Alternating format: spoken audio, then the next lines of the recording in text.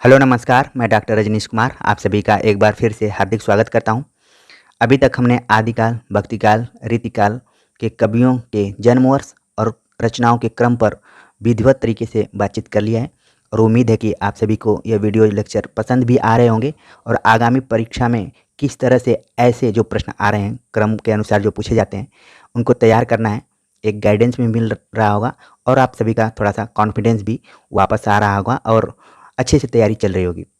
उसी क्रम में हम अब आधुनिक काल में प्रवेश कर गए हैं और जैसा आप जानते हैं कि आधुनिक काल विभिन्न कालखंडों का एक समूह है जिसमें कि हम भारतेंदु युग और द्विवेदी युग के कवियों के क्रम और रचनाओं के क्रम पर बात करेंगे। ठीक है, तो पहला सवाल है कि रचना काल के अनुसार भारतेंदु हरिश्चंद्र की आप देखेंगे आधुनिक काल में आकर थोड़ी से जो प्रश्न हैं वो अलग ढंग से पूछे जाने लगे हैं। कभी कभी वो कवियों की रचनाओं एक ही कवि की रचनाओं पर बेस्ड हो जाते हैं। तो यहाँ पर पूछा जा रहा है भारतेंदु की रचनाओं का सही अनुक्रम है। ठीक है, तो देखा जाए तो जो भारतेंदु की रचनाएं हैं खासतौर से कविताएं, उनका प्रकाशन वर्ष कहीं ठीक से नहीं मिलता है। फिर भी कुछ किताबें हैं जिनमें कि क्रम से दिया गया है। तो जो क्रम से दिया गया है उसमें है भक्त सर्वस्व पहले नंबर पे है, सतसई श्रृंगार दूसरे नंबर पे है, प्रेम तरंग तीसरे नंबर पे है और मधु मुकुल ये चौथे नंबर पे है।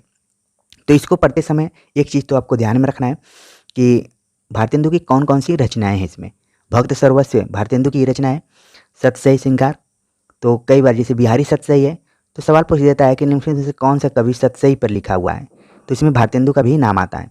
प्रेम तरंग, मधु मुकुल ये सब भारतेंदु की रचनाएं हैं।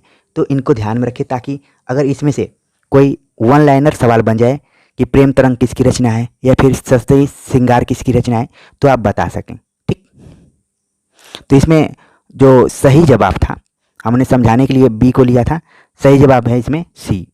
पहले है भक्त, फिर प्रेम तरंग, फिर सतसई श्रृंगार, मधु मुकुल। ठीक, तो इसमें सी ऑप्शन इसका सही होगा। अगला जो प्रश्न है यहाँ पर पूछा जा रहा है जन्म काल के आधार पर निम्नलिखित कवियों का सही अनुक्रम है। तो जब भी आप आधुनिक काल पढ़िए उसमें भारतेंदु युग पढ़िए तो भारतेंदु मंडल के जितने भी कवि हैं या फिर लेखक हैं उनके जीवन क्रम को जरूर ध्यान में रखिए, वहीं से प्रश्न घुमा फिरा कर आता है। तो पहले ही ऑप्शंस में हम देख लेते हैं कि किसका जन्म कब कब हुआ है, फिर उसको मिलाने की कोशिश करेंगे। जैसे बद्रीनारायण चौधरी प्रेमघन का जन्म हुआ था 1855 ईस्वी में और प्रेमघन इनका जो उपनाम है। इसमें फिर जो अगले ऑप्शंस हैं उन ऑप्शंस में जो नाम दिया गया है उसको थोड़ा सा मैं छोटा कर ले रहा हूँ, आपको दिखाई नहीं दे रहा होगा। तो जो अन्य तीन नाम हैं उनमें है प्रताप नारायण मिश्र दूसरे नंबर पे। प्रताप नारायण मिश्र का जो जन्म हुआ है 1856 ईस्वी में। भारतेंदु हरिश्चंद्र का जन्म 1850 ईस्वी में। जगमोहन सिंह का जन्म हुआ है 1857 में। तो आप देख रहे हैं कि बड़ा ही माइनर अंतर है इन लोगों के जन्म वर्ष में। थोड़ा सा भी भटकेंगे इधर उधर तो आंसर गलत होने की संभावना है। तो इसमें सबसे बड़े जो हैं वो हैं भारतेंदु। तो पहले भारतेंदु का नाम होना चाहिए, फिर बद्रीनारायण चौधरी प्रेमघन का, फिर प्रताप नारायण मिश्र का, फिर जगमोहन सिंह का। मतलब 1850, 1855, 1856 और 1857। ठीक है, तो ये ऑप्शन सही हो जाएगा, सी ऑप्शन इसमें सही है। अगला प्रश्न है रचना काल के अनुसार श्रीधर पाठक की निम्नलिखित रचनाओं का सही अनुक्रम कौन सा है। इसके पहले भारतेंदु हरिश्चंद्र पर सवाल पूछा गया था, यहाँ पर पूछा गया श्रीधर पाठक का, जो कि द्विवेदी युगीन प्रमुख कवि हैं, सक्षमतावादी कवि में माने जाते हैं। इनकी 4 रचनाओं का नाम दिया है, कुछ रचनाओं का नाम दिया है, उनका हमको क्रम बताना है। तो देख लेते हैं। पहली जो रचना है इसमें श्रांत पथिक, इसका प्रकाशन वर्ष देखते हैं। श्रांत पथिक जो है इसका प्रकाशन हुआ था 1902 ईस्वी में। ठीक, श्रांत पथिक 1902 में। सांध्य अटन नाम की जो रचना है इसका प्रकाशन हुआ 1918 में। और जो अगली रचना है एकांतवासी योगी, इसका प्रकाशन हुआ था 1886 ईस्वी में। ठीक है, उजड़ ग्राम का जो प्रकाशन हुआ है 1889 में। ठीक, और आप जानते होंगे कि इसमें कईयों का तो अनुवाद किया था श्रीधर पाठक ने ब्रजभाषा खड़ी बोली में।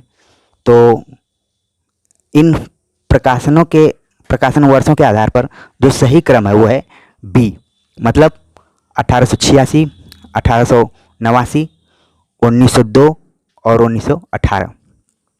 एकांतवासी का जो अनुवाद उन्होंने किया था हर्मिट नाम से, उजड़ ग्राम का जो अनुवाद किया था डेजर्टेड विलेज के नाम से, और श्रांत पथिक का उन्होंने अनुवाद किया था हर्मिट के नाम से। श्रांत पथिक का उन्होंने अनुवाद किया ट्रेवलर के नाम से। ठीक है, अगला प्रश्न है कि रचना काल के आरोही क्रम में सुव्यवस्थित वर्ग है। तो 4 रचनाओं का नाम दिया है और ये सारी रचनाएं एक ही कवि की हैं। तो पहले देख लेते हैं। साकेत का जो प्रकाशन वर्ष था 1931, द्वापर का जो प्रकाशन वर्ष है वह है 1936, यशोधरा 1932, जय भारत 1952। तो ये मैत्री शरण गुप्त की रचनाएं हैं। ठीक है, गुप्त जी की। और सही क्रम के अनुसार देखा जाए तो सबसे पहले नाम आना चाहिए साकेत का, फिर दूसरे नंबर पे यशोधरा का। ठीक, साकेत के बाद यशोधरा, फिर द्वापर, फिर जय भारत। तो इसका सही जो जवाब होगा वो होगा सी। अगला प्रश्न है कि प्रकाशन वर्ष के अनुसार मैथिली शरण गुप्त की रचनाओं का सही कालक्रम किस विकल्प में है? भारत भारती जिसका प्रकाशन 1912 में, यशोधरा 1932 में, साकेत 1931 में, विष्णुप्रिया इनकी एक नई रचना इसमें आई है 1957 में। तो इसका मतलब सबसे पहले जो आना चाहिए भारत भारती, फिर 1912 हो गया, साकेत 1931, यशोधरा 1932, विष्णुप्रिया 1957। तो इसका सही जवाब जो होगा वो डी होगा। अगला प्रश्न है कि रचना काल की दृष्टि से निम्नलिखित कवियों का सही अनुक्रम बताइए। तो रचना काल तुरंत लिखिए 1931 साकेत, प्रिय प्रवास जो कि हरिऔध का है 1914, तुलसीदास जो कि निराला की रचना है, इसका जो प्रकाशन वर्ष है 1938, कृष्णायन जो द्वारिका प्रसाद की रचना है, इसका जो प्रकाशन है 1943। तो क्रम के अनुसार सबसे पहले प्रिय प्रवास आना चाहिए। तो जो बी ऑप्शन है ये क्रम के अनुसार सही होगा। बाकी मैंने रचनाकारों का भी नाम बता दिया। अगला प्रश्न है मैथिली शरण गुप्त की जो काव्य कृतियाँ हैं उनका सही अनुक्रम कौन सा है? तो सवाल पूछ लिया गया है। तो 1932 में यशोधरा, 1936 में द्वापर, पंचवटी का जो प्रकाशन वर्ष है वो है 1925 ईस्वी में, और साकेत 1931 ईस्वी में। तो सबसे पहले आना चाहिए पंचवटी, फिर साकेत, फिर यशोधरा, फिर द्वापर। तो इसका जो सही आंसर है बी आंसर सही हो जाएगा। बाकी नीचे सी और डी भी दिया गया है, ये सब गलत है। बाकी आप याद रखिए कि कब कब प्रकाशन वर्ष हैं। अगला प्रश्न है प्रकाशन काल की दृष्टि से मैथिली शरण गुप्त के काव्य ग्रंथों का सही अनुक्रम है। मैथिली शरण गुप्त से ज़्यादातर सवाल पूछे जा रहे हैं, उन्हीं के आधार पर। विष्णुप्रिया जिसका कि प्रकाशन वर्ष है 1957, पंचवटी 1925, जयद्रथ वध एक नई रचना इसमें आ गई। जयद्रथ वध का जो प्रकाशन वर्ष है ये है 1970, इसका प्रकाशन वर्ष है। यशोधरा 1932। तो इस हिसाब से जो जयद्रथ वध जो रचना है इसका प्रकाशन सन 1910 ईस्वी है। सॉरी, मैं 1970 बता दिया। जयद्रथ वध 1910 में लिखा गया है। तो सबसे पहले जो नाम आना चाहिए जयद्रथ वध, फिर पंचवटी, यशोधरा, विष्णुप्रिया। ठीक है, तो इस हिसाब से सही जवाब होगा बी। तो हमने भारतेंद्र युग और द्विवेदी युग के प्रमुख कवियों के कालक्रम और रचनाओं के क्रम को यहाँ पर देखा। उम्मीद है कि आप सभी को पसंद आया होगा। कमेंट्स कर जरूर बताइए। मिलते हैं नए टॉपिक के साथ, तब तक के लिए नमस्कार।